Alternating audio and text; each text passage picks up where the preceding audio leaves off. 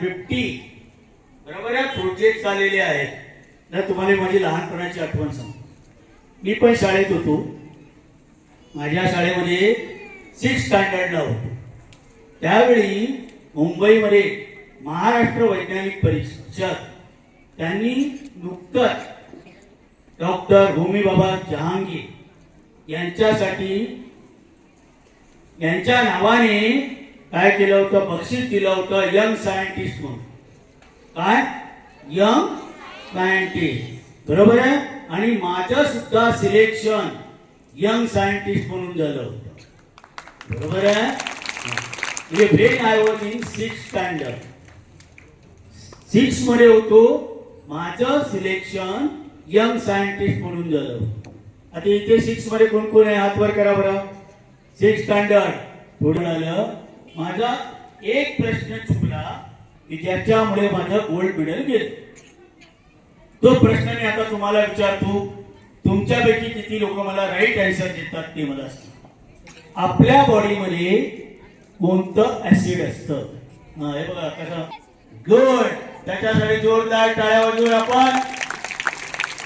आता तुम्ही लोकांनी टाळ्या कशा वाजवल्या? काही लोक ब्रिटिश स्टाईल टाळी वाजवतात अशी. काय ऐकायला येते का? नाही आले ना? आणि इंडियन स्टाईल मध्ये थांबा थांबा थांबा हा. ब्रिटिश स्टाईल मध्ये टाळी नाही वाजवायची. We are not the Britishers, we are the Indians, बरोबर आहे. इंडियन्स मध्ये टाळी कशी वाजवतात?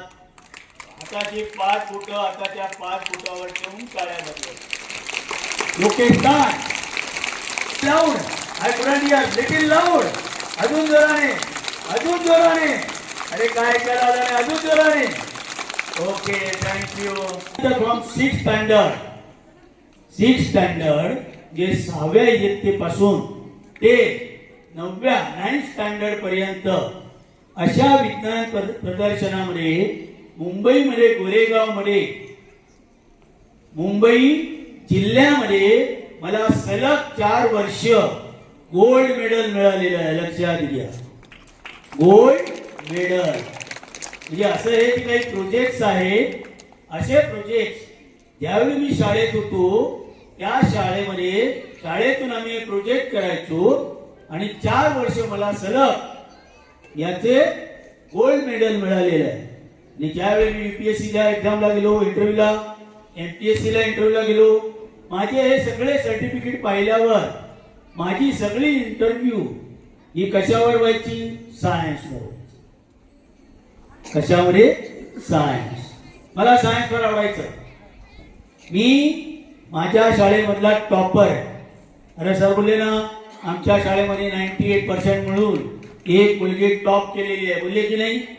बरोबर आहे. तसं माझ्या शाळेमध्ये मी टॉप केलं होतं. मला डॉक्टर व्हायचं होतं. आता इथे आपले डॉक्टर साहेब आहेत, डॉक्टर सुधीर ठोंबरे. माझ्या स्वतःला मला डॉक्टर व्हायचं होतं, लक्षात घ्या.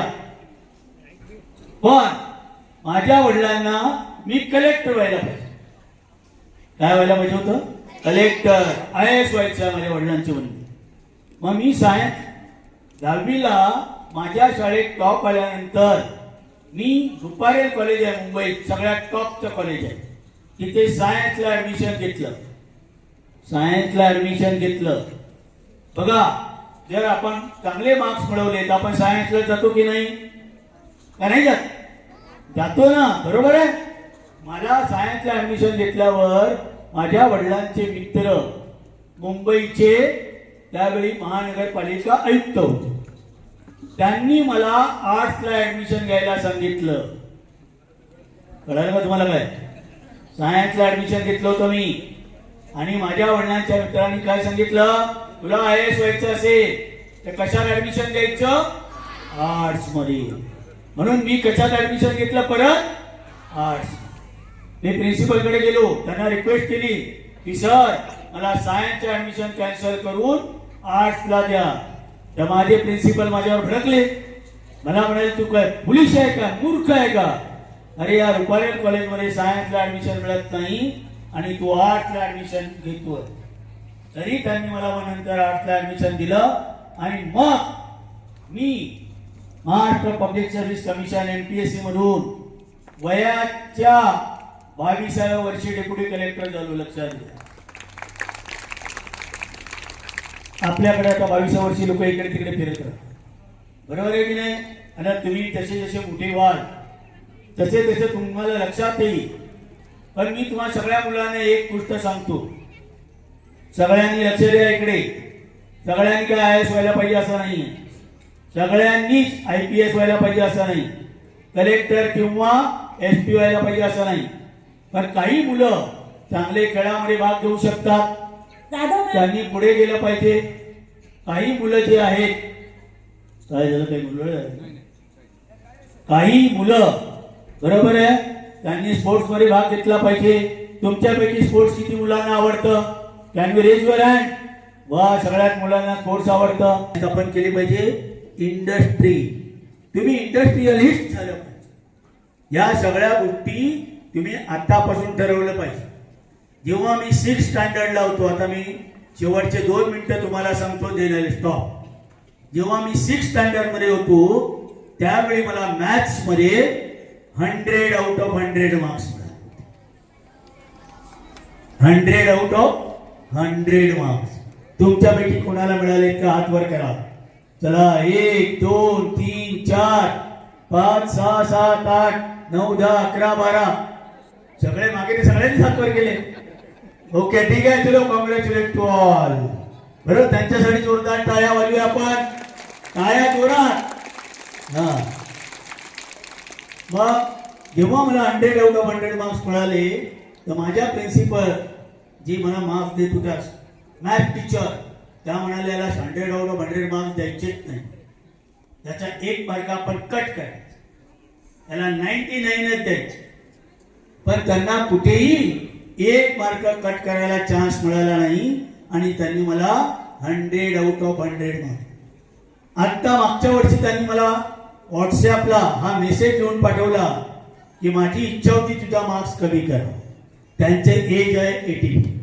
मग ते माझ्या क्लास टीचर असताना त्यांनी मला प्रश्न विचारला, when I was in 6th standard, लक्षात घ्या, तुला आयुष्यात काय व्हायचं?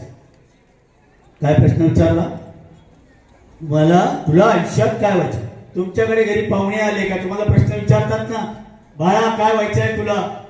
हा, विचारतात की नाही विचारत? विचारता ना. आणि मग तुम्ही काय सांगता? काही सांगता, बरोबर आहे की नाही? हा, सांगता. कोणी म्हणतं का शेतकरी व्हायचंय? हा, नाही ना, बरोबर आहे. कोणी सांगतं टीचर व्हायचं. तेव्हा मी त्यांना सांगितलं होतं मला कलेक्टर व्हायचं. तेव्हा I was in 6th standard, बरोबर आहे. म्हणजे माझं गोल, माझं टार्गेट हे काय होतं? फिक्स होतं. तसं तुमचं पण गोल आणि टार्गेट काय पाहिजे? फिक्स पाहिजे की नको? पाहिजे ना. तर आपलं गोल आणि आपलं टार्गेट फिक्स करा. अशा मी तुम्हाला शुभेच्छा देतो आणि इथेच थांबतो. जय हिंद, जय महाराष्ट्र.